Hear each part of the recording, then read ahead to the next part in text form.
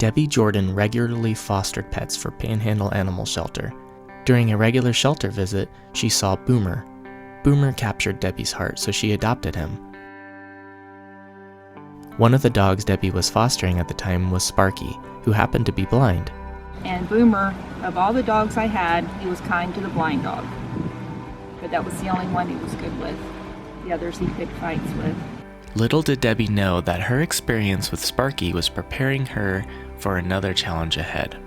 I got some little kittens, little barn cats, and they finally got them out of the garage in the spring and trying to socialize the dogs with the cats because the dogs wanted to chase the cats.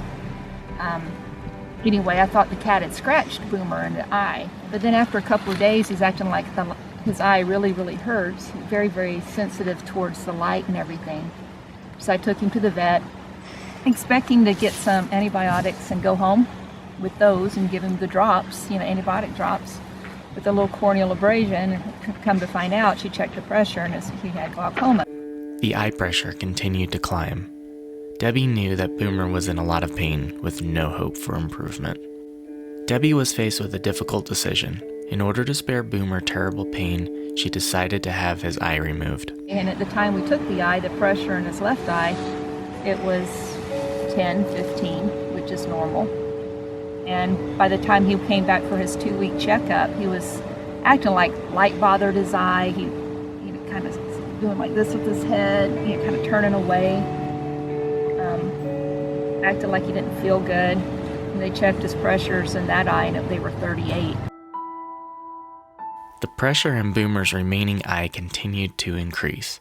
Sadly, that eye had to be removed as well, just days after the stitches were removed from the first surgery. When I brought Boomer home, he was just kind of depressed at first. He didn't want to do much of anything, and I think part of it was he sensed my mood because I was kind of bummed out too.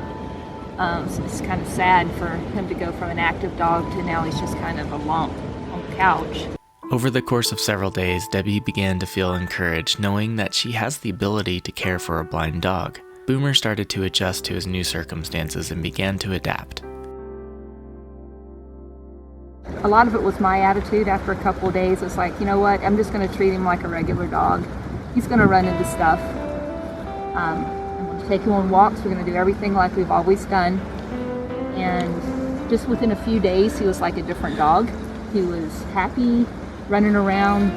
When he went for his checkup at the vet, he just plopped up in the chair like he owned the place. Debbie made some modifications to Boomer's surroundings to help him navigate. I put a runner in the bathroom so he could feel the difference in the floor and the rug and know that he was in the middle of the room and not one edge or the other. Debbie also used essential oils on the dog door, food bowl, and other areas of interest to help Boomer use his sense of smell for navigation. Don't be afraid to have a blind dog. Don't be afraid to adopt a blind dog. They can lead a full life just like any other dog. He can do all the same things. Eyes for a dog are not, not as important as ears and nose.